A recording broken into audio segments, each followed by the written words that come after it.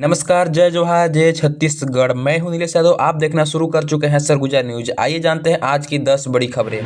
Primary स्कूलों में DElEd diploma धारकों को शिक्षक के पद पर नियुक्ति देने के लिए छत्तीसगढ़ हाईकोर्ट की जस्टिस अरविंद वर्मा की बेंच ने राज्य शासन को निर्देश जारी किया है। वहीं 7 दिनों के भीतर डिप्लोमा धारकों की चयन सूची जारी करने को कहा है, जिसको कि प्राइमरी स्कूल में शिक्षक के पद पर नियुक्ति दी जानी है। बता दें कि डीएलएड डिप्लोमा धारकों के अपने अधिवक्ता के माध्यम से छत्तीसगढ़ हाईकोर्ट में चौथी बार अवमानना याचिका दायर की है। वहीं अवमानना याचिका की सुनवाई करते हुए सिंगल बेंच ने राज्य सरकार के रवैये को लेकर जमकर नाराजगी जताई है।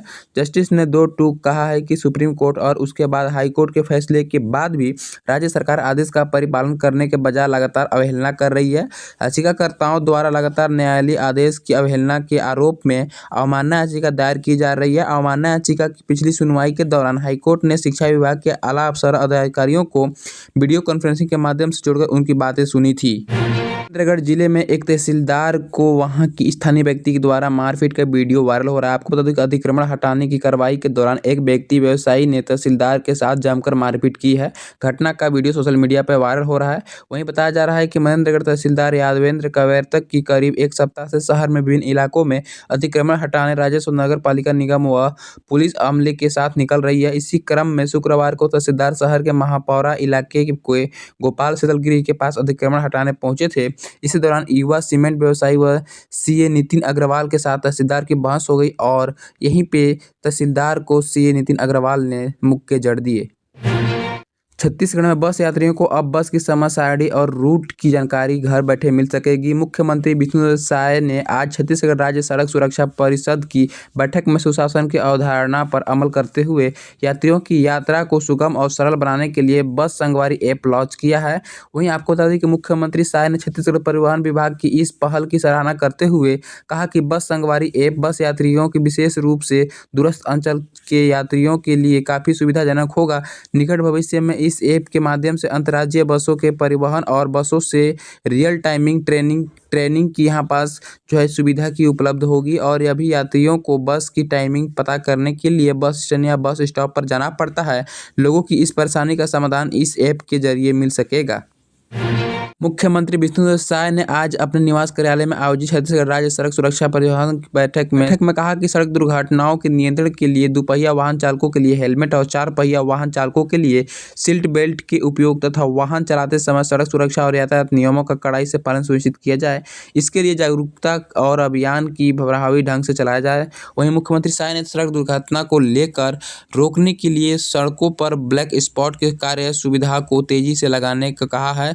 वहीं जिस सड़क पर समिति की नियमित बैठक आयोजित करने तथा सड़क दुर्घटनाओं में घायल व्यक्तियों के इलाज के लिए निर्माणाधीन ट्रामा स्टेबलाइजेशन यूनिट्स का कार्य जल्द से जल्द पूर्ण करने के निर्देश भी दिए हैं।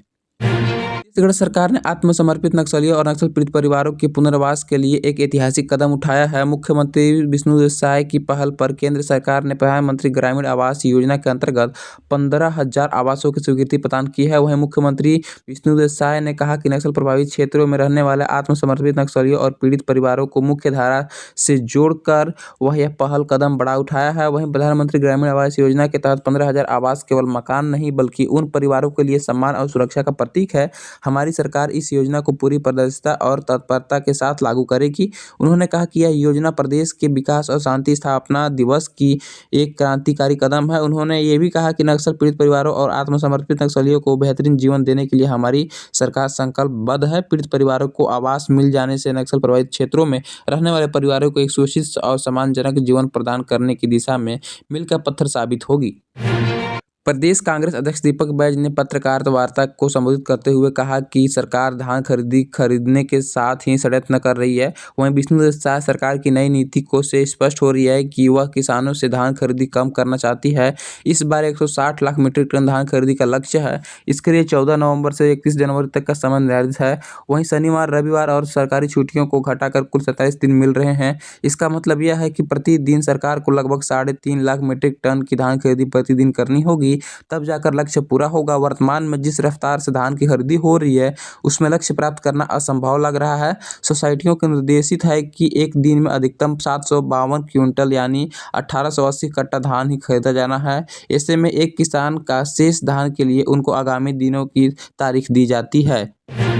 छत्तीसगढ़ के मौसम में उतार चढ़ाव की दौर जारी है। वहीं कड़ाके की ठंड के बीच आज शनिवार से 2 दिसंबर तक 13 जिलों में बारिश की चेतावनी है। वहीं बंगाल की खाड़ी में बने साइक्लोन फेजल के असर से प्रदेश के कुछ हिस्सों में हल्की से माध्यम की बारिश होगी। वहीं सबसे ज़्यादा असर सरगुजा और बस्तर संभाग में पड़ सकता है। अगले 3 दिन न्यूनतम तापमान 2 डिग्री से 4 डिग्री तक बढ़ सकता है, जिसमें रात में ठंड से थोड़ी राहत मिलेगी। बता दें कि साइक्लोन फेजल दक्षिण पश्चिम बंगाल की खाड़ी से ऊपर बना हुआ है, जिसके असर से ऐसी स्थिति बन रही है। आज इसके पश्चिम उत्तर पश्चिम की ओर बढ़ने की संभावना है। दोपहर तक तूफान उत्तरी तमिलनाडु तक को पार कर सकता है।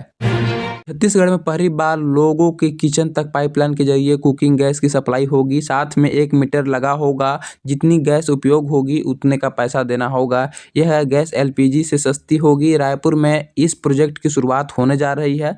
शुक्रवार को रायपुर नगर निगम के कमिश्नर अविनाश मिश्रा ने इसे लेकर एक बैठक की। इसमें भारत सरकार के उपक्रम गेल इंडिया लिमिटेड और पाइपलाइन बिछाने के लिए अधिकृत हरियाणा गैस एजेंसी के अधिकारी शामिल हुए हैं।